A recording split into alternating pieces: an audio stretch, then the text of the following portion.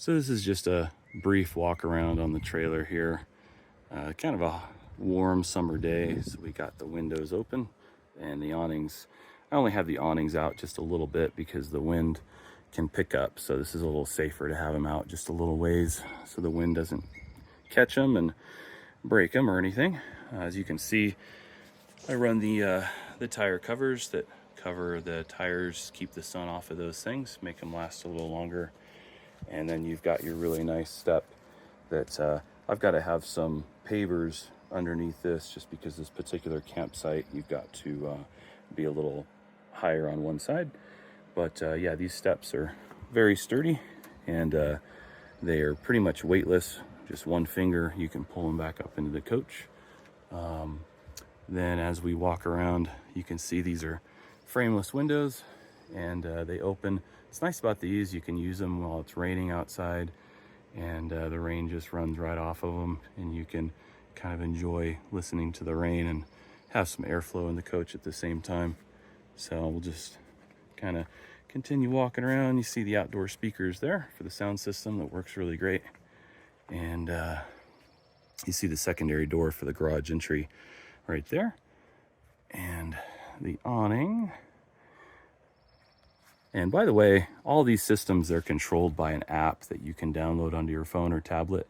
So you can, when you're out here, you can adjust your awnings the way you see fit. If the wind is picking up, you can pull them in and you don't even have to go inside the trailer. So it's pretty cool. You can control your lights, your water pump, your whole onboard systems with that app. Pretty nice deal. Of course, we got the patio set up currently. You got an awning back here as well. So that's a nice little party deck that should hold about 1,500 pounds.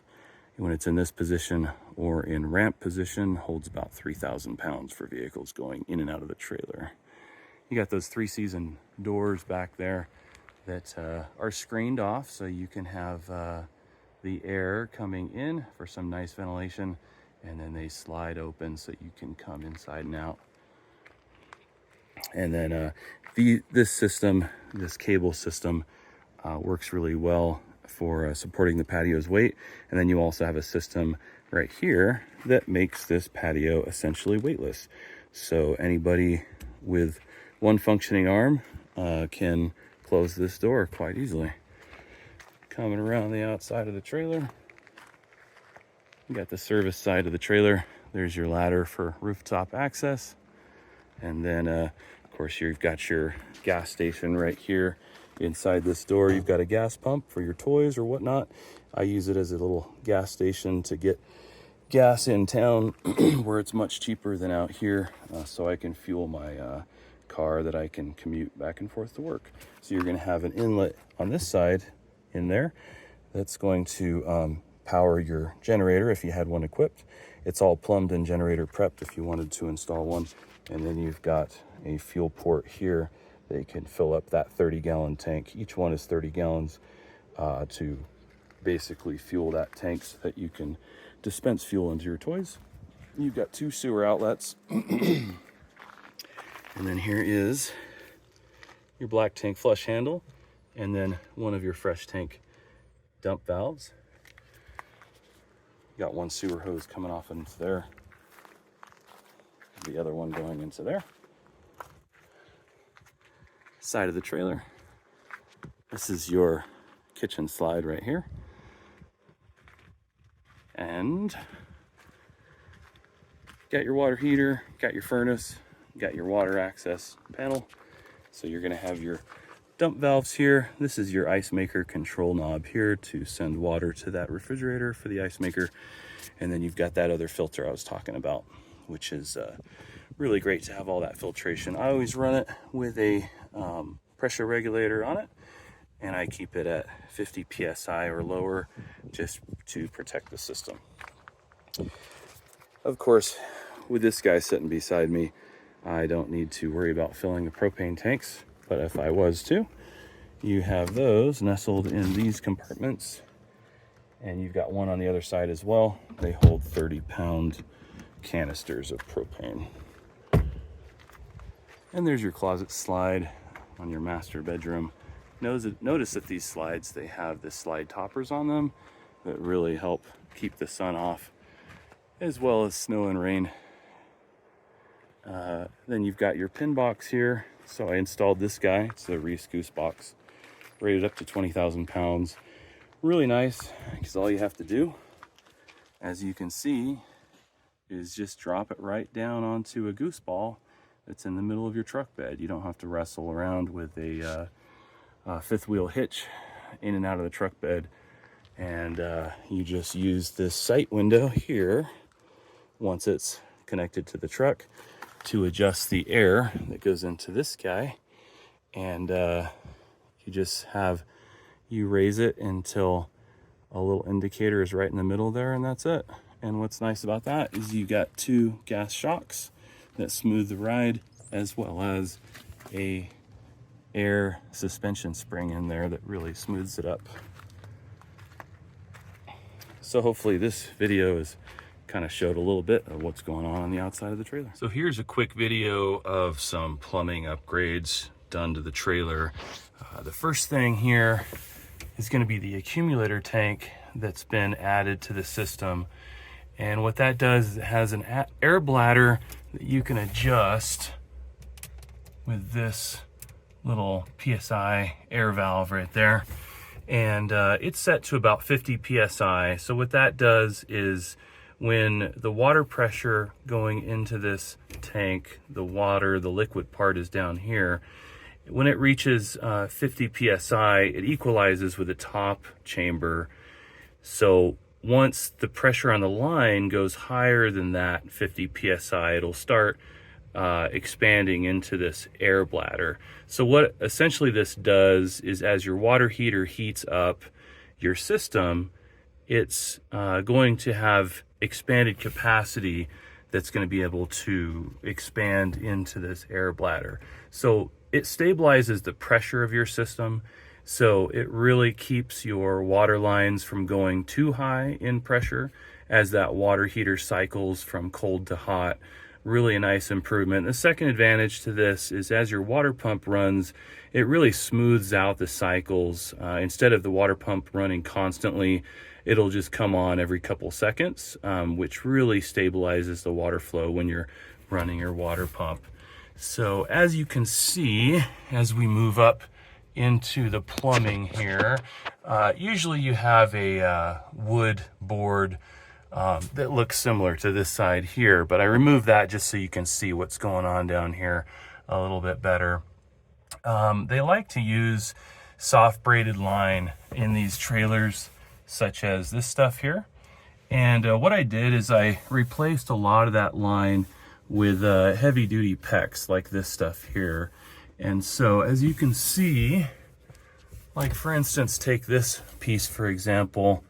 Instead of being a 90-degree bend, this is a nice flowing single piece PEX tube that just utilizes this elbow that puts kind of a bend into that hard line. So you're going to get a lot more flow out of the system than just a hard, sharp 90-degree fitting. I did that there. I did that, let's see here, right here. I did that here. As you can see, I upgraded various lines to, for instance, the brass fittings, like this guy right here. It's been replaced with a brass fitting. Here, you actually have a double 90-degree bend, one coming up and then one coming forward. So instead of having some sharp 90-degree elbows like this guy all throughout the system, you're going to get a lot better flow from that type of design. So any place that you see a brass fitting like this guy, this guy, this guy, this guy, those are all, that's work that I've personally done to increase the reliability of the plumbing system on this trailer. I've replaced a lot of this soft braided line with the heavy duty PEX stuff. So haven't had any problems since I've done that. Probably about 6 to 8 months now. Haven't had any issues. Of course, here you see I've got a water softener that lives in here, and that is fed by a water filter here too. This right here is a 5-micron filter that filters water incoming into the water softener.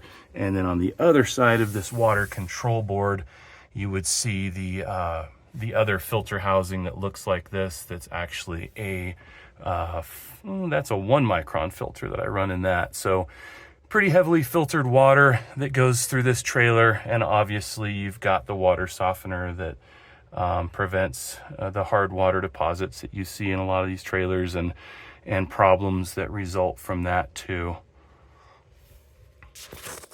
Here's a couple improvements that have been made in the trailer here, electrically wise. So you can see this cable right here is typically what would feed directly into the circuit panel of the RV. Basically, if you trace this line, this goes to the outside wall, which you would plug your RV into. So what that does now is I've made it so that it terminates into this female receptacle here, 50 amp. And so now you have this cord that plugs into it. So it is set up so that you can plug in this voltage transformer. This is made by Hughes Autoformers, a really nice device. What it does is if your park power is down below a certain voltage, I believe it's 112 volts or 113, if I remember correctly, on each line, it will actually boost each line independently as it needs it, up to 10% to bring it kind of back in line with what it should be. Low voltage is a cause of many problems in the appliances of RVs, so this unit is something that can really help with that. A secondary benefit with this is it kind of tells you if there's any issues with your neutral, your ground connection.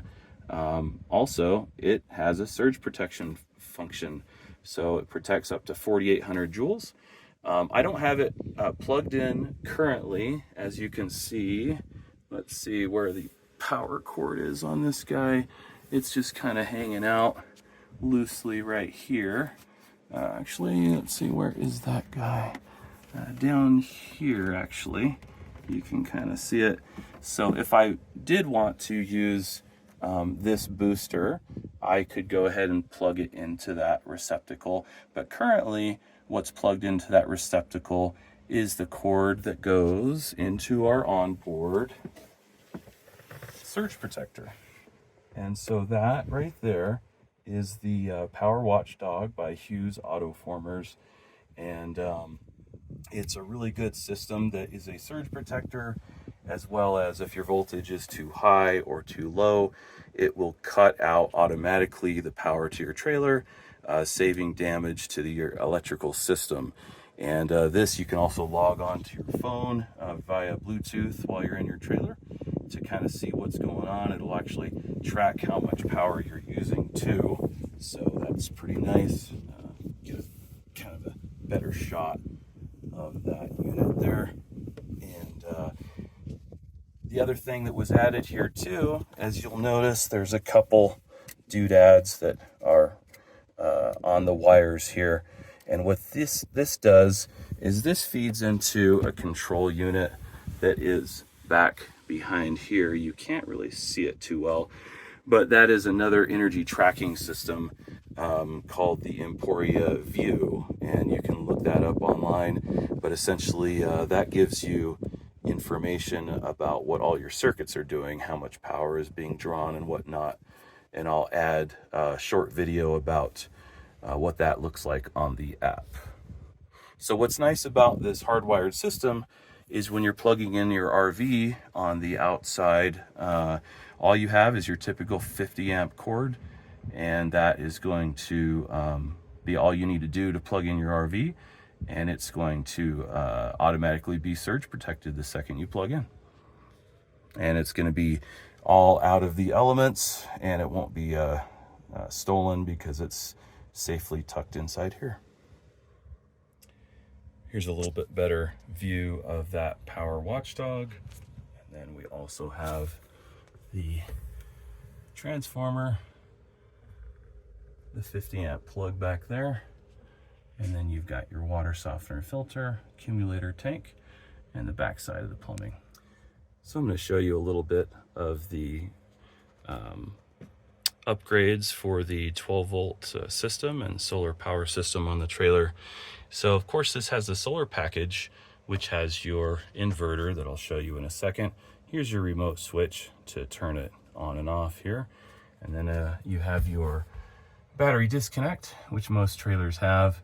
And then you're going to have your inverter on and off. That's what actually disconnects the cables, makes it an open switch there, so it completely breaks the connection if you want to shut your inverter off in a more permanent nature than just simply turning the inverter itself off. And so now we're going to go up front and look at those systems real quick. So normally the battery has this cover on top of it, but the way you see right now, it does not. So we're going to try to show you this custom battery system here. So really nice unit. Essentially, it looks very complicated and intimidating, but don't let it fool you. It's just a simple battery. What you have here is you have a plexiglass cover that protects all of the cells that are underneath. Everything has been professionally designed by me. I'm kind of what you would say is electronics engineer, hobbyist, and so every single connection has been crimped with a hydraulic crimper, and it's of course had heat shrink tubing applied to it, so you really have a gas-free connection on every single connection point. You have your two battery management systems, this guy and this guy, and each one controls a bank of 4 cells that are underneath in the lower compartment of this battery, and it gives you a total of about 560 amp hours of power, just about 7,000 watts or 7 kilowatts of energy storage. Quite nice. You can power the trailer for quite some time. So hopefully the camera is picking it up a little bit. You can kind of see the cells underneath, and there you go. And then that is in a rugged container here. Any connection has been siliconed, so there is not going to be any problems there. And then you see the battery connections back behind here. Let's see if I can get some of those on camera. And